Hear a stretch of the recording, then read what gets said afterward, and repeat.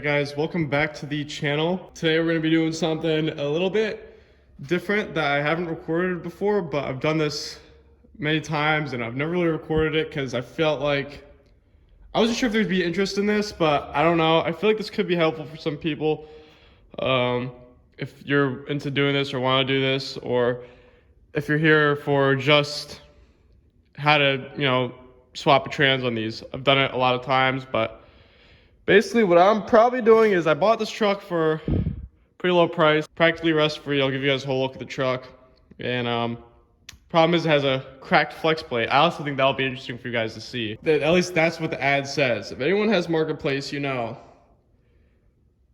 of it is always BS. So it's gonna be interesting to see what's actually wrong with this thing. I'm gonna take you guys along with me, show you how you could kind of make money on doing this stuff on Marketplace if you find the right deal.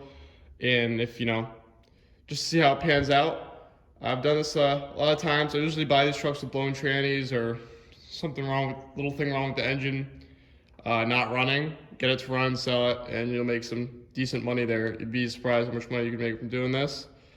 Not easy work by any means, but this one is very unique because I actually got practically no rust on the thing. I'll show you. So don't mind the lettering here. Gotta take that off. Look at the rockers on this thing. The rockers are solid. No rockers. Yeah, there's surface rust, but it's no rot. This thing's literally cleaner than my 2012. Cab corners, there's no rot. I mean, I've already got stuff going for that transmission removal. Cab corners, again,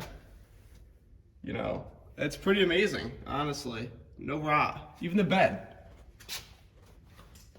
Arch is still there. It's got a huge dent in it, but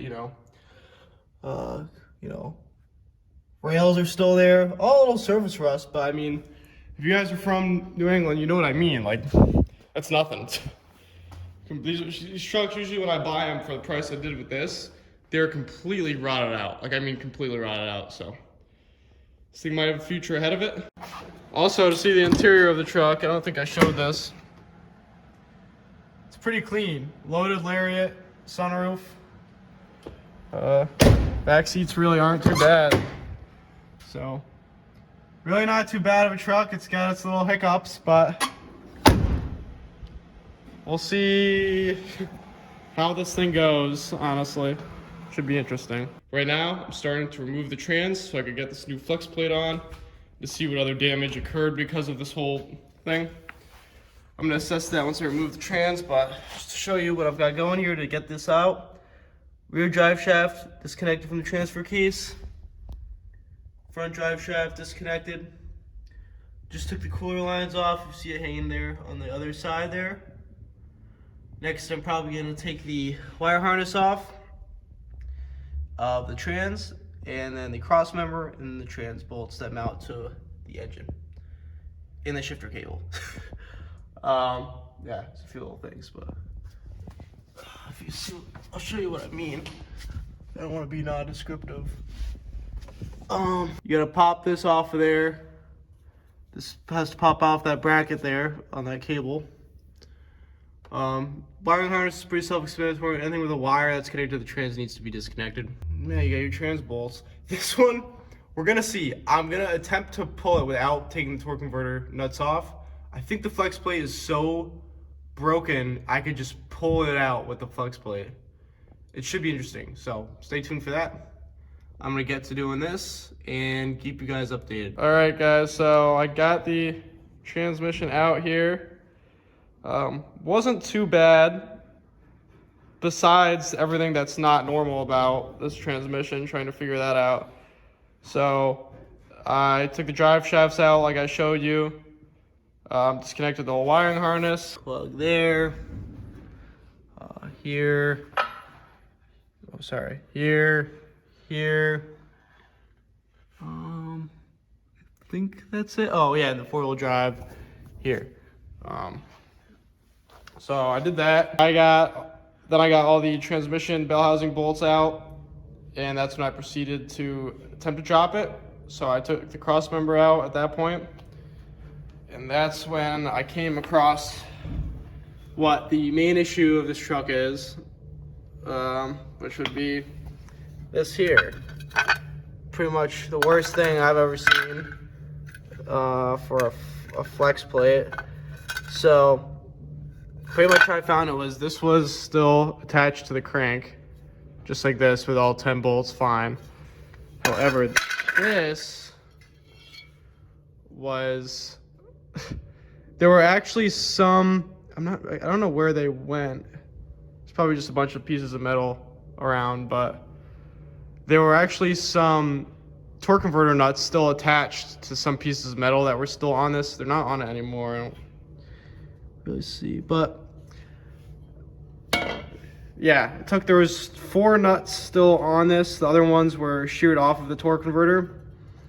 And just to explain why this happens, and as extra precaution if you're going to be doing a torque converter, I really believe this happened because someone didn't torque the torque converter nuts, maybe not at all, or the wrong, I don't really know what happened there, but weren't torqued. The 4 that were still on it, I was able to, with ease, get off with a ratcheting wrench.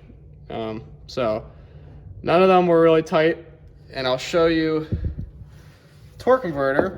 So you got, sorry for the shakiness, but chunk missing, beaten up, and then believe it or not, it's supposed to be 2 more. It did a really good job at cleaning it up. It's a clean shave off the studs, but there's supposed to be 2 more studs there. So needs a torque converter.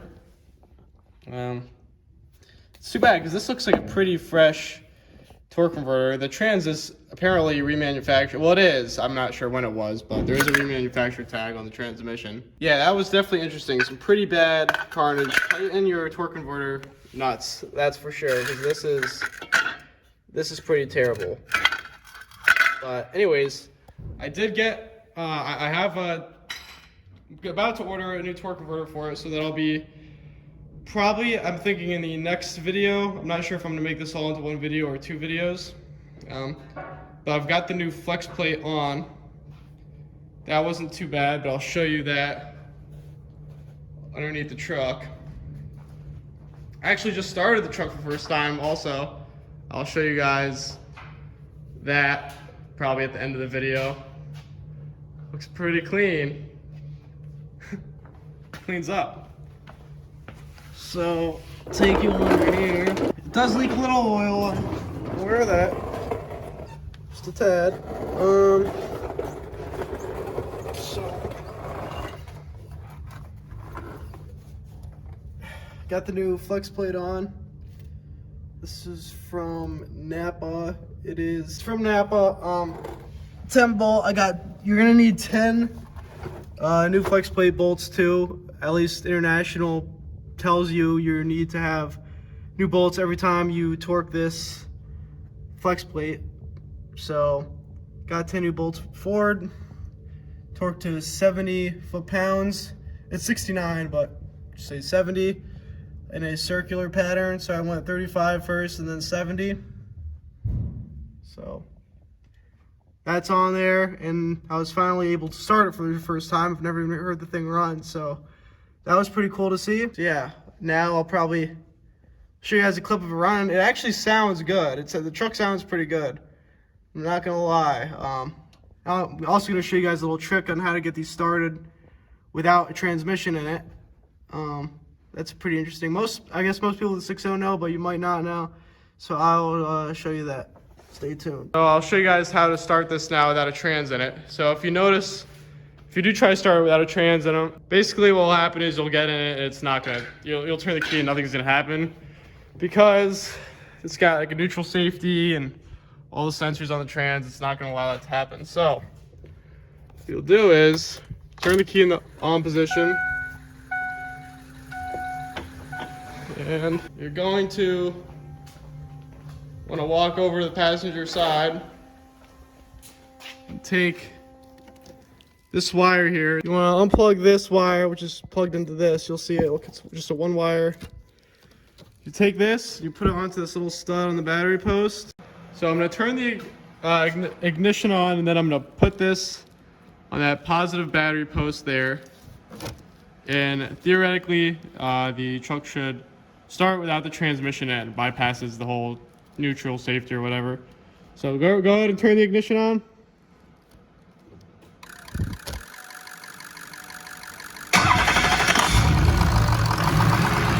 Like so.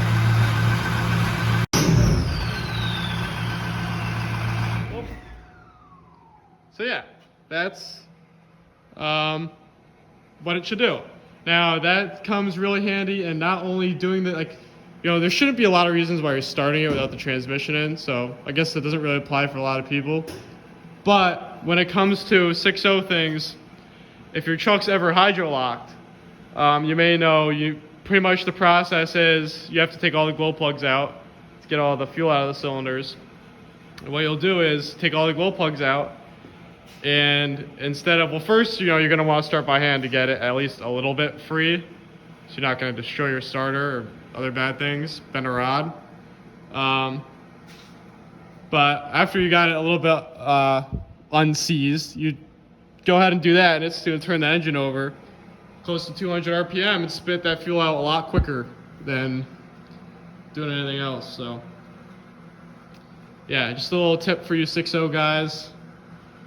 Truck sounds pretty good though, I gotta say. It has a little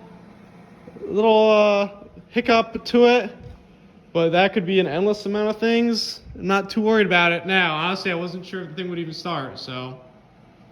Doesn't have blow-by. Yeah, so that could be from ICP to, I mean, really anything. Sticky injector, probably a sticky injector knowing these trucks, and especially if it has dirty oil in it. But yeah, so going at a pretty decent rate. This truck, we got the trans out today, just waiting on that torque converter, and we'll be good to go. It'll be exciting going on the first test drive with this little project here. I gotta say though, the paint looks pretty good. We had the detailer come through, so it looks pretty good though. I'm taking offers on it. Honestly though, I mean, it's a nice truck. It's too bad it has a 6.0 in it, but other than that, I hope you guys enjoyed this. I hope you guys liked some of that carnage. Just please make sure your torque converter nuts are tight, because that will happen to you. I'm gonna record another segment of this, of the install and test drive. I believe. Hopefully I will. So stay tuned for that. If anything else comes up with it, I'll be sure to record me fixing whatever it is. But yeah, so far so good. Oh, last thing, actually, I'll just do this.